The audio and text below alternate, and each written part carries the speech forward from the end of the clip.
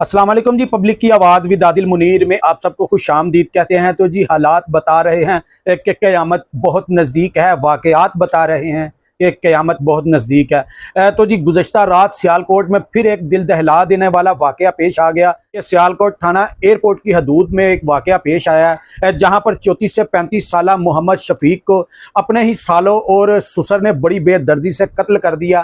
Fire मार कर कत्ल किया गया, जिसकी बुनियादी वजह अभी तक जो FIR का मतन है उसमें वाज़े नहीं किया गया। लेकिन वहाँ के लोगों से जब पूछगिछ हुई तो उन्होंने बताया कि वाक़या ये है कि यहाँ पर मोहम्मद शफीक और मोहम्मद नवाज जो है, इसकी बेटी की लव मैरिज शादी हुई थी, जिसके बाद ये आपस में आपसी जो रंजिशात थी वो आहिस्ता आहिस्ता जो है वो अपना मुकाम बनाती गई। लेकिन कुछ देर पहले वो जो जाती रंजिशात थी वो जोर पकड़ गई। दिल में जो बुग़्ज़ का एक पौधा लगा हुआ था वो परवान चढ़ता चढ़ता इस कदर फलदार हो गया कि आज वो जान लेने पर तुल आया कि अपने ही दामाद की, अपने ही जवाई की, अपने ही बहनोई की जो है वो जान ले ली गई। बताया ये जा रहा है कि गुज़श्ता दिनों शफीक और उसकी अहलिया के आपसी एक झगड़ा था, वो जोर पकड़ चुका था, जिससे अहलिया जो है वो अपने मैके में आ चुकी थी।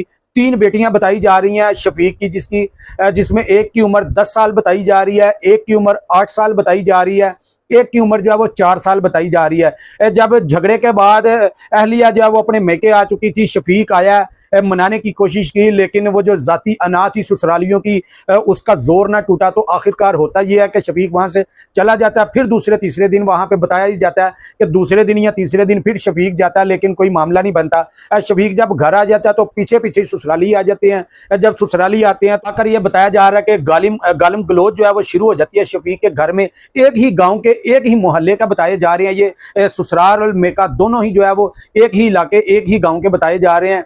जब ससुराली आ जाते हैं, जिनमें 4 अफराद बताए जा रहे हैं जो वहां पर आए हैं, जिन्होंने आकर हाथापाई शुरू कर दी शफीक के साथ।